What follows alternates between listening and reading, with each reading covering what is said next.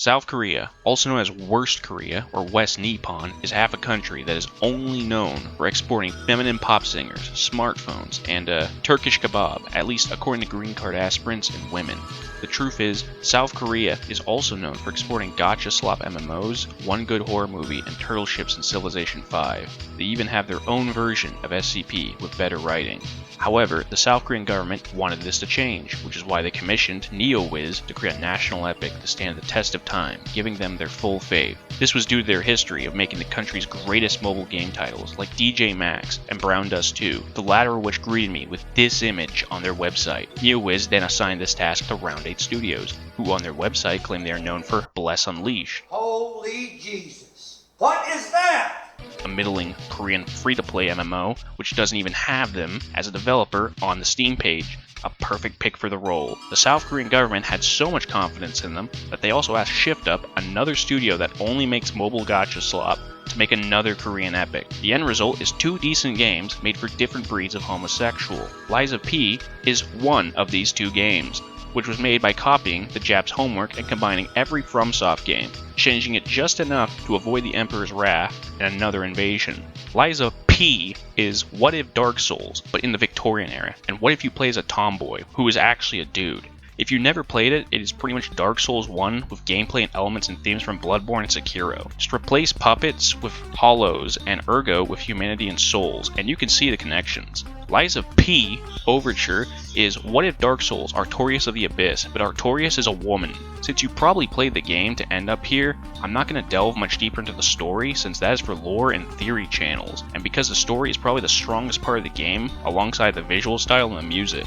Comparatively speaking. I'm instead going to go over the levels, the enemies, the bosses, the weapons, and ultimately whether or not you should buy this. Just know now that most of my complaints for enemies and bosses are going to come back to the same basic points, which is that most enemies have bloated health bars and tons of poise, alongside DLC damage scaling that seems overtuned, and spammy attacks that are long, delayed, off rhythm, hard to read, and are designed to screw you over as a form of artificial difficulty. You can assume that every boss and enemy in this DLC has one or more of these aspects. However, also note that I played this on patch 1.10, where they nerfed the fuck out of the DLC because the scaling was completely fucking busted and you would get one-shot by basic enemies even when overleveled, so my comments will be relevant to the DLC post-open beta test. In addition, I won't discuss items because I only ever use 2 items that remove status effects, and for everything else, I will try to be both as brief and as detailed as I can possibly be. Assuming I get them right, there should be timestamps in the description or down below, as I really don't want to waste your time, and I know that some of this will probably drag. Without further delay, this is my review and thoughts on Liza P,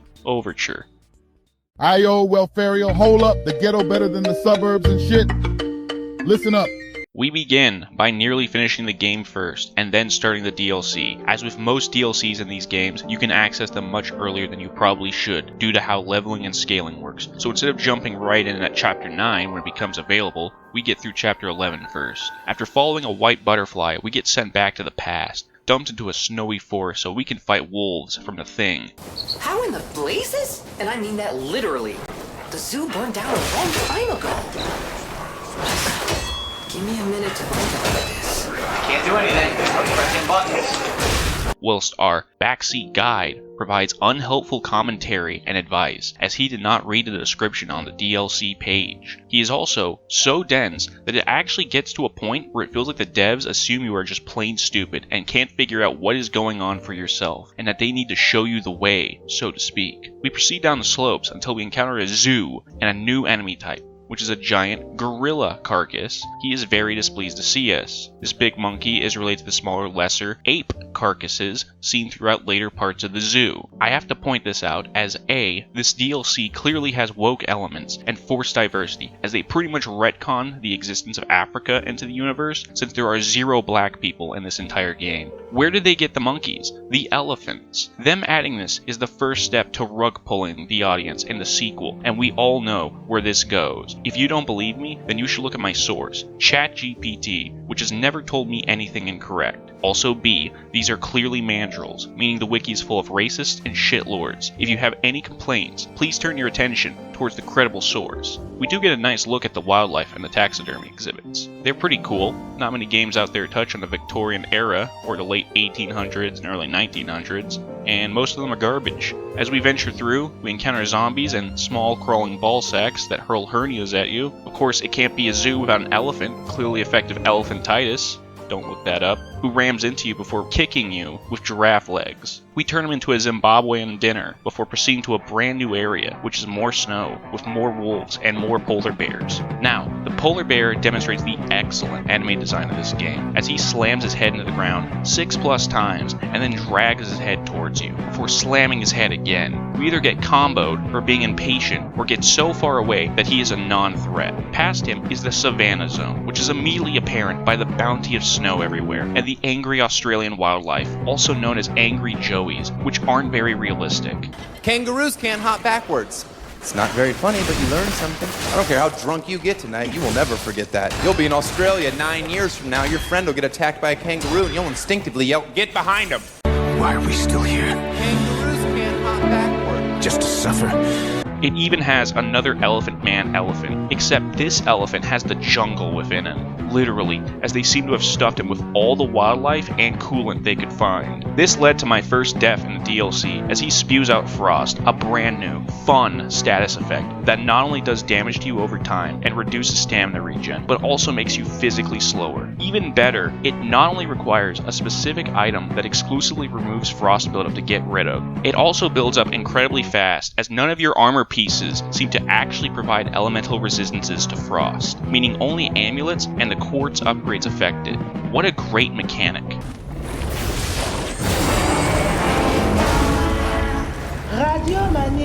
After a brief stop at the African gift shop and fighting more of the locally imported wildlife, You know that to start, Michael! I'm coming to kill you! In Los Angeles, at your house! we come to our first boss, Golden Hip Tyrannical Predator, a giant crocodile. You fight him in a tiny arena with random crap that blocks your movement, while he slides around on Vaseline smoking you at the speed of crack fiends on bail. He has a grab that drags in a way that seems like it is meant to fuck your timing up, and he makes you phase through his head during some of his moves. As you can see, it is very fun in a way only people with severe brain damage like myself, can understand. Once you kill Captain Cook's killer, you are rewarded with a single moonstone. We then proceed to venture into a garden where I decide to try out the most broken weapon in the entire game, a bow. It has more range than any other weapon, can bully the AI, and is what got me through the worst of the worst. It also works on Dragon Ball rules, where holding a special attack in place for longer makes it stronger, just like in real life. You can see it in action here, bullying the one new enemy of this area, which is definitely not based on the Atomic Heart Twins or Styanax Revenant from Warframe. Everybody else here is the same shitty, annoying alchemist enemies from the base game, not much to talk about. That is until you get to this ladder, which takes you an area Dark Souls 2 wish it had. A gank that puts you on a narrow-ass walkway with 3 of the Warframes coming in to kick your ass, where it is too narrow to even dodge past an enemy, meaning you get sandwiched and DP'd to death, unless you take out one of them quickly enough. Great design. This is all in service to reach the high point of this game. Markiona, the mommy milkers for this DLC, a dominatrix with a big flying puppet that somehow functions as both the only gimmick boss in the entire game and possibly the best boss in the entire game. This is because she is not overly aggressive by spamming attacks endlessly and actually takes time to maneuver around due to the gimmick of her being tied to her puppet. In most cases, using her puppet to do the work at range before jumping in herself. So it's Gemini from Binding of Isaac. Her attacks can still be a bit much at times, but she feels like she gives generous openings and provides an interesting experience as a duo fight with a twist. She gets more aggressive in her second phase, but still doesn't feel that overwhelming compared to some of the other counters in this game. As you can probably tell, the bow made the boss fairly easy, since it allows you to stay outside her danger zone, but still do damage. I did retry this with melee weapons and found her to be a greater challenge, but still stand by her being enjoyable, easily the best boss in this DLC, and pretty decent for the genre.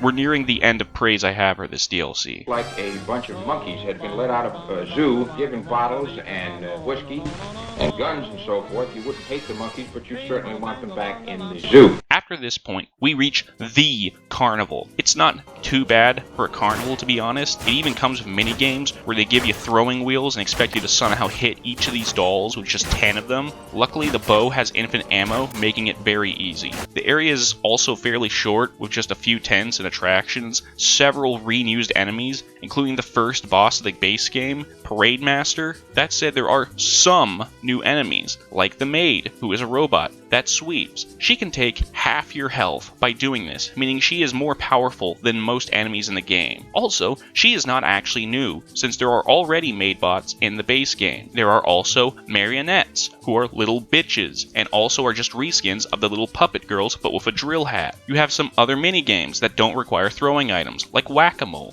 and this fight against a special jester enemy, which is another reskin and has the dumbest, longest fucking windup for an attack I have ever seen. What the fuck is that? And an amazing hitbox on his flame attacks. I was also trying out the rocket spear in this area. It's very fun, since you can fucking blast off while charging a heavy attack to run halfway across a level or annihilate whatever sad prick is in your way.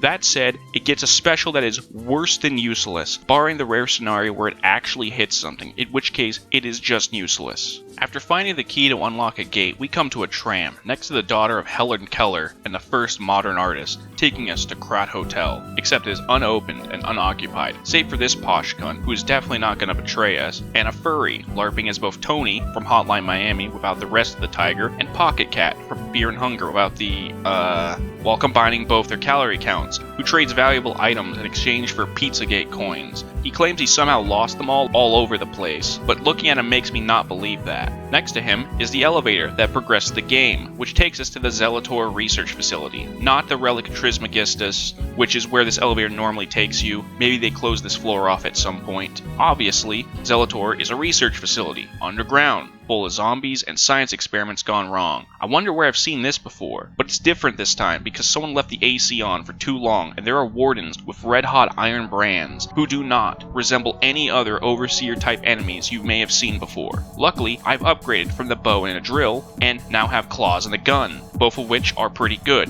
The former lets me slice and dice everything I see, while the latter reminds me of Ballistic Fist and does a lot of damage. Now, the lab itself is pretty big, huge even, probably the biggest area in the DLC, but it's mostly a maze of walkways and jail cells connected with drops and ladders, some other rooms scattered in there too. It's got some new enemies, like a carcass machine gun that is pretty annoying to deal with and feels like something from that zombie sniper game. Not sure why it exists, but luckily there are just a couple of these. They do have one big carcass enemy that goes Kool-Aid Man through a wall. Pretty sure he's a new enemy entirely, but I just combo him to death and he never shows up again. Got an even bigger guy in another room, attacks a huge ball and chain. I kinda want to compare him to the chain prisoner from Dark Souls 1, but to be honest, I would say that's being too generous to advanced facility prisoner. I've been told he is very similar to an enemy from the start of Neo 1 that also has balls and chains. If I can find a picture of that, this is what he looks like. You be the judge. There's obviously more to this area, but it all kind of blends together, and it's at this point we start running into really shitty boss fights, such as Veronica, who is an overpowered boss bitch, a super sledge that teaches a very important lesson. NPC fights are garbage. They are garbage in every game like this, as the NPCs are essentially you, but better in ways you can never dream of. They are garbage in Bloodborne, they are garbage in Dark Souls, they are garbage in Elden Ring, and they are garbage here, but it gets even worse, because these NPCs feel like they have infinite stamina, combos that reach across the room with like 7 fucking hits per combo, and not only super poise, but also super armor whenever the fuck they feel like it. They are inherently bullshit and not fun, and this fight is a prime example of this, as it ruins my good time as she refuses to react to anything while spamming multi-hit combos that can only be solved with panic dodging and parrying, like most modern Souls-type games. I will admit that part of this was due to the new weapon I found, which is a flamethrower sword, which is cool and can stunlock some enemies and does alright damage, but feels very stiff and awkward in use, and it doesn't feel like it actually hits enemies when it should because the flame fucking particle effects don't actually touch anything, and it scales with advance, which is a dump stat, but the other part of it might be that she's also an overpowered bitch that even does the fucking Artorias flying spin move in her combo. I am indomitable!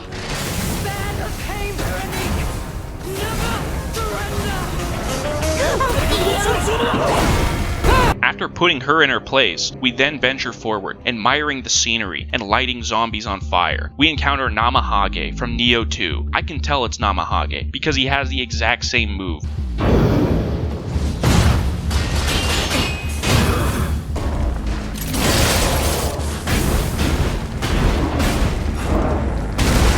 Just slower and longer, but the twist is he turns into a meatball.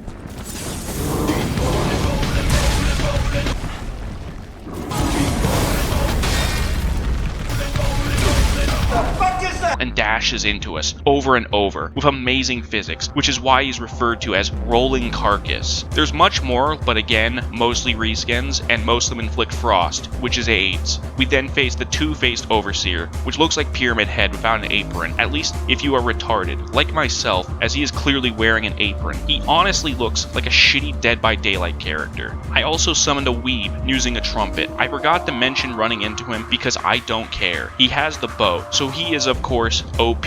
As for the fight, I honestly forgot what he did on my first attempt since I was tired and my controller kept disconnecting. He seemed okay, but not really that special, and on repeat attempts where I did not have the summon item, he still seemed to be alright until he went to red mode.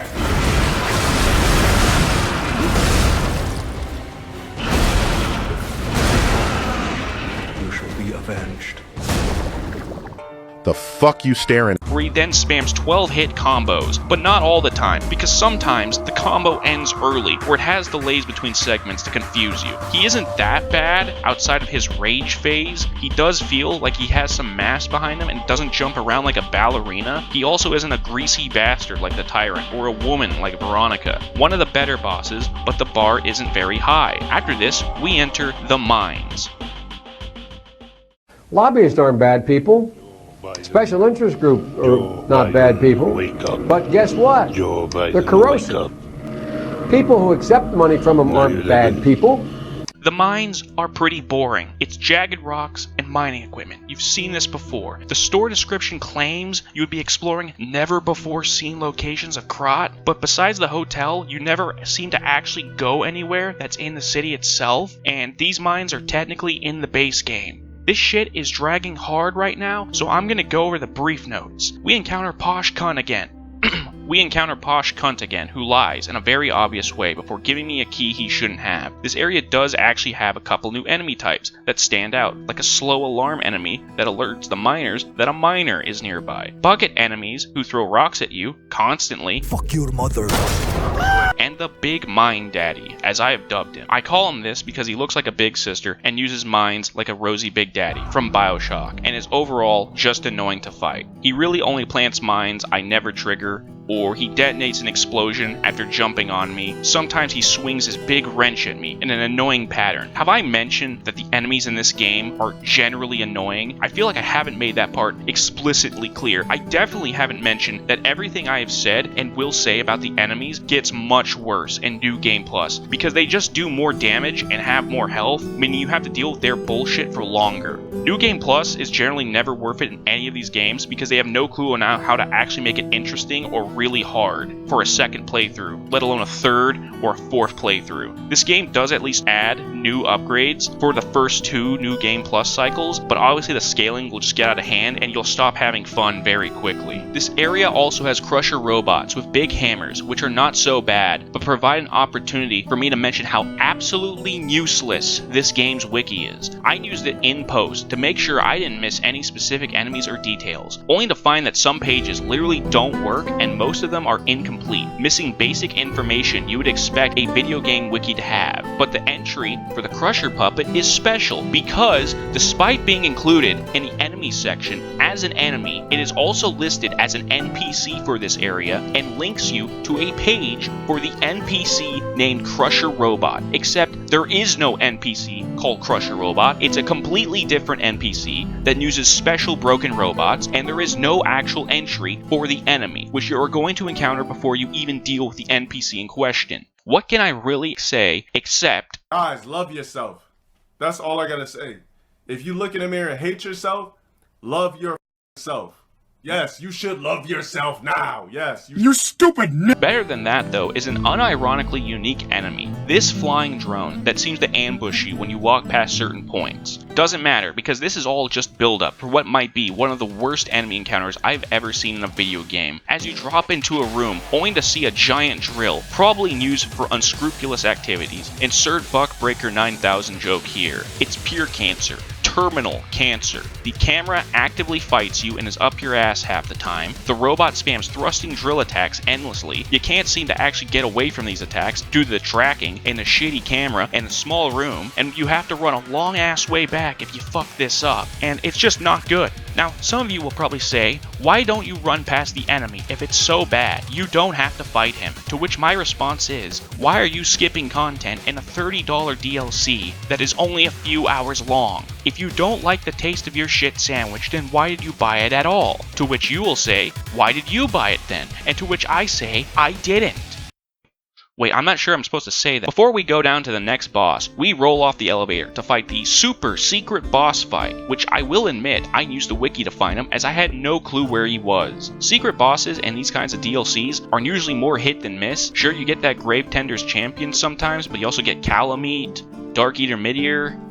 Those are the only good ones I could think of, and dragons don't exist in this game, but I'm sure it won't suck. It's just Green Swamp Monster, but smaller and shittier. You already fought him before, this is a recycled boss, good design, good secret, drops 1 fucking quartz, doesn't even die, he fucking runs away. He has a grab move, 2 grabs in a row that heals him. Such fun. Into the garbage he goes. Now, using the key I was given, I move on to an actual boss that ends up making me nostalgic for the secret boss. You may notice I'm trying a new weapon, the lightning sword, which shoots lightning, and it can shoot it in a beam. It seems decent, but I barely use it since advance is a dumb stat, so it's not doing a lot of damage, and I've been conditioned to avoid split damage weapons because they're usually garbage. Doesn't help that it isn't good against the next boss, Anguished Guardian, and the real, actual boss, the camera. Making a camera that actually zooms out when you face large bosses so you can see what they're actually doing is very hard. Incredibly complicated code, a secret lost to the ancient Greeks and God of War. You're not Alexander. As for Anguished Guardian, he is like if the fire giant was a spider, up with a big ass spear, like Phalanx Demon, that will be out of frame 90% of the time, and my camera looked like this for most of the fight. In phase 2, he gets a mid-ear laser beam move and an AoE attack. He was not fun, he is obnoxious, and even for a giant fight, he feels like he has too much health. Fortunately, the Guardian has one saving grace, as it gives you the best weapon in the DLC, the Pale Knight, heretofore known as the Gunblade.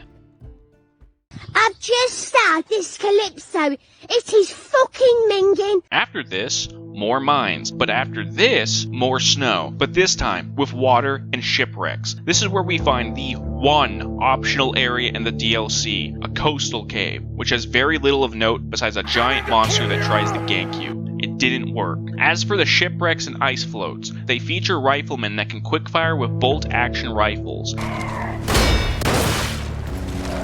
zombie swordfish, and reskins the wrestler enemy, but with blade gauntlets, as well as an area with a cannon that is pretty easy, as long as you don't get hit by the cannon. For $50. $30? What do you need $20 for? It also concludes what I would consider to be the absolute worst boss in this fucking DLC, Lumaccio, who is still a cunt and will soon become even worse. He betrays us, obviously, and proceeds to be an obnoxious NPC fight that pretty much teleports and slides across the floor. This game sucks! The spam attacks with his umbrella. He gets 2 heals for this fight, and on a second heal, transforms into his true form, a bloodborne shark giant that can leap and shits out acid clouds. He is awful. He spams attacks that are hard to read because half of him is now an amorphous tumor, while inflicting status effects that break my shit. He is not fun or enjoyable in any way, and he gives you jack and shit for beating him. Betrayal! From this point to the final boss is pretty annoying, and it's where I started using the Gunblade, which, Thank the Lord was giving me some enjoyment in these dire times. So I want to take this time to keep pointing out how useless the wiki was. The main enemy list shows that there are puppet swordsmen in this area, but that page 404 and is completely unusable. Doesn't matter because these guys also have rifles. It also claims there are sailor puppets in this area when there are no puppets in this entire area except the riflemen and swordsman puppets mentioned previously. Only carcass sailors who look like any other regular carcass enemy, and the page even uses what is clearly a picture of said carcass enemy on the page and refers to it as a carcass enemy in the description, but still has the titles read Sailor Puppet, meaning they didn't even care to reread what they put down and fix their fuck up. This may seem like a one-off thing, but in that cave I mentioned, there is a carcass wearing a crown, and a couple other carcass enemies near him that have one arm, and the wiki refers to the crown one. You motherfucker. I'm gonna take fucking when I'm fucking king, I'm gonna take fucking Bill Gates and put that little as being a robed puppet, but the page for the one-armed carcass has the right information. But it doesn't end there, because there is also a mention of a robed swordsman, which is clearly a reskin of the alchemist swordsman enemies. But what is more interesting is that there is a female variant that gets no mention and has no page of its own, that has the same clothing as the normal robed guys, but has a completely different moveset. I am once again asking you to refer to my trustworthy source. Shut the fuck up, no one cares about your robot stand bitch. Fucking robots. Assuming there is even a page for an enemy, it will only tell you a basic one-sentence description of what it is, where you find it, and maybe, if you are really lucky, what it drops. Sometimes. Plus, you sometimes get pages where the name and the enemy list and the name on the page are completely different. You are telling me that of the thousands of people playing this, they couldn't get anyone to fix the wiki? Take this! See how this works, huh? How's it? Son of a bitch! Fuck it! Don't matter. None of this matters.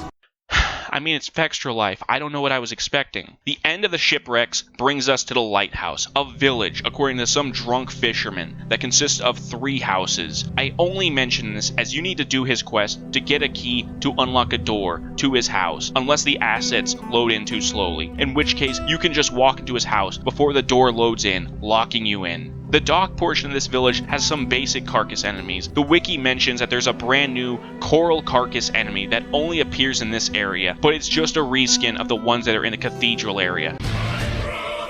I would use the Peter Griffin bit again, but I've hit my allowance. There was also a fight against a giant shark that squirms a lot and does tons of charging attacks. It was okay, I guess. I am going to take this moment to mention the weapons I haven't covered yet, because I need a break before I say something that would actually be hate speech. A group of Jews. There is a maniac pinwheel that is this game's whirligig saw. There is La Vendetta, which is this game's boom hammer, except it's a cricket bat. And there is a snake staff that attacks really fast and shoots out acid. They're all pretty fun and pretty damn strong. The weapons are probably the one thing you are getting out of this DLC that is a net positive. Anyway, just up the road we finally meet up with our designated Artorias, and after some banter, team up to get to the Monad Charity House, because there may or may not be a serial killer robot on the loose that kidnapped her apprentice in a revenge plot. Despite my teasing by referring to Leia as Artorias, she is actually Virgil from DMC, and she can body all the enemies on the path to the Charity House on her own. Let's make this quick.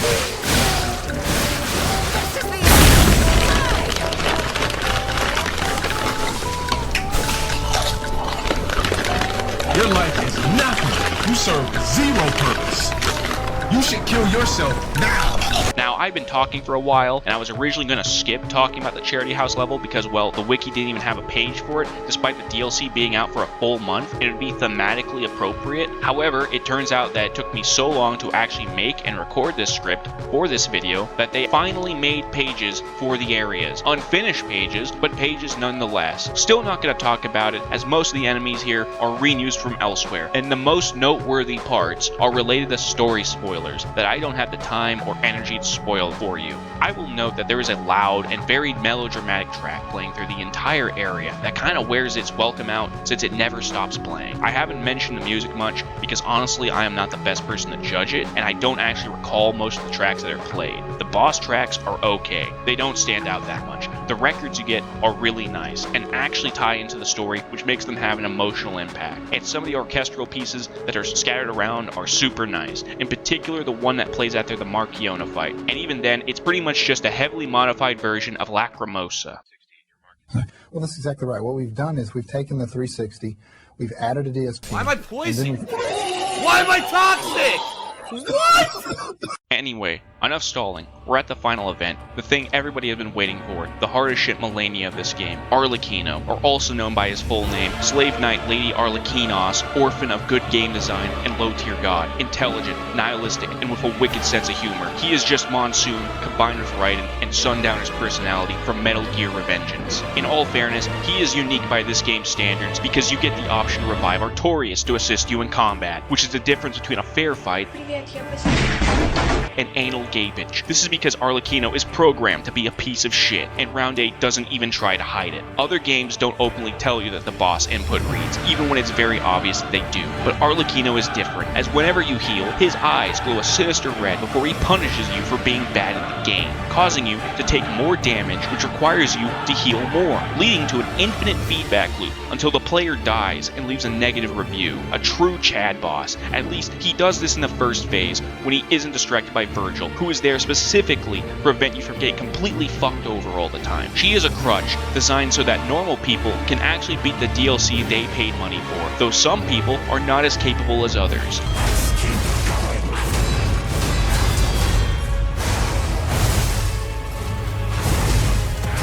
I still can't survive it. What the hell?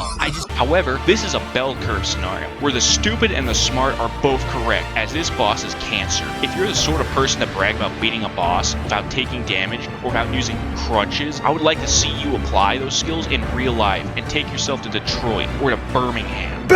In the second phase, he takes off the kid gloves, activates Ripper mode, and performs his original combo, Do Not Steal super move, Waterbird Frolic, where his theme song kicks off.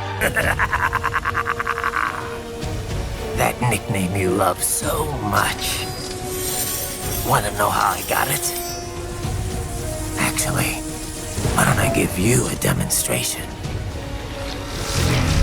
I think it's time for Jack to let her rip.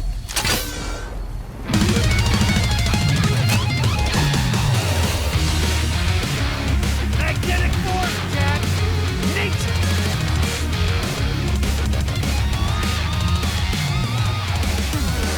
Death approaches.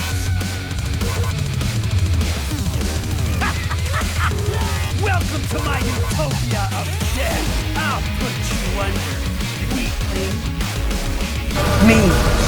Nanomachine, son! At least it would if this was a good game. Now, if you happen to have seen my last video, you might know that in spite of this boss being hard and annoying as shit, I beat him on my first attempt. Granted, I barely survived with 60 HP and no heals and was using the wrong damage amulet like a complete and total tard, but I don't actually think he was that bad. In fact, he was my second favorite boss for the entire DLC, which is admittedly not a high bar when over half of them are shit. This led me to ask, were people wrong? Did they in fact suffer from DSP syndrome, from the dreaded skill issue? Well, I figured I should check him out using the boss rematch system, something I had thought was added in with the DLC, but was actually patched in separately. Only half of the DLC bosses are in here, by the way. Now, I'm just going to say this for the record, no fucking clue what any of these difficulty levels represent. It goes from 1 to 5, you start at 3, but 3 is harder than New Game Plus, so I thought they represented new game cycles, but 1 is apparently easier than the base New Game Cycle, so who even fucking knows? We may never know. The Wiki certainly won't, and that is considering it even gets finished before the Great Reset happens. What I can confirm is that when you play Arlecchino through the rematch system, Leia is gone, probably dead, in a better timeline than this one, which means you have to fight Arlecchino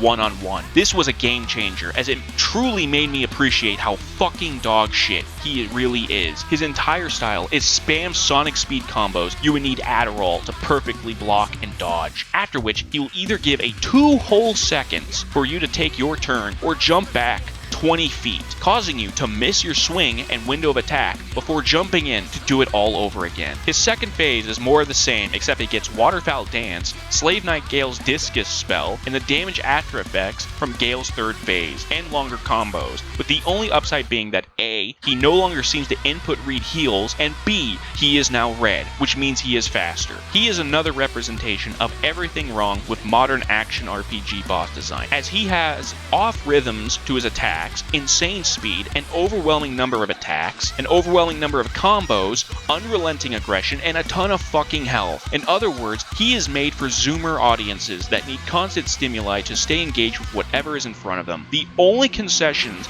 I can give is that I don't think he delays as many attacks, but that's probably bullshit, and the fight is just moving so fast that I cannot simply process that he is delaying them. He is also objectively better than Melania, since Melania heals on hit, has actually unblockable and undodgeable moves unless you memorize her moves or get lucky, inflicts a shitty status effect in her second phase, and takes many more tries to beat than Arlecchino does. Again, for the skill issue crowd saying this is cope, I beat him on the first try, and technically it doesn't really matter since if the game is too hard, you can play on an easier difficulty, which they added with the patch that came out with the DLC. It's stupid that they added them because it messes with balancing, but I didn't use them and I still found the boss to be doable under normal circumstances. But I'm also not going to chastise people who found it awful because frankly they're completely correct, even if they had multiple handicaps.